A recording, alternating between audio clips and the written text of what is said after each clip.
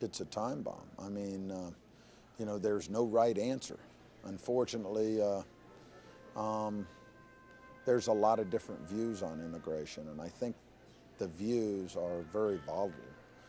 If you're for immigration, for relaxing, some of the laws, you're viewed as maybe being lenient. If you're against immigration, you're viewed as being a hardliner. And unfortunately, those folks who have the ability to make the decisions don't want to compromise. They're not willing to sit down and try and figure out what's good for America and what's good for the people of America. And that sometimes creates challenges. People get caught up in what they believe, and they don't care whether anybody else believes it or not. They're more concerned about whether or not they can get elected. They're more concerned about whether or not they can survive. Many of them avoid that without understanding or considering the fact that the reason they're there is to do the right thing, and that sometimes the right thing is difficult.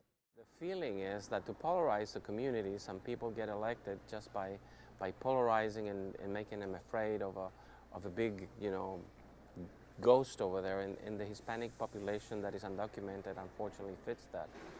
If you layer that on top of that, the real issues that exist with some of the undocumented population, that is, what's filtering through the borders, the drugs and the violence, what's happening along, the border, it's another issue that really affects the way, the whole country sees it. Of course.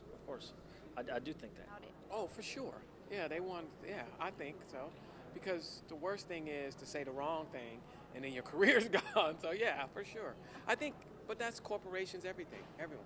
Like for instance, corporations are officials in corporations.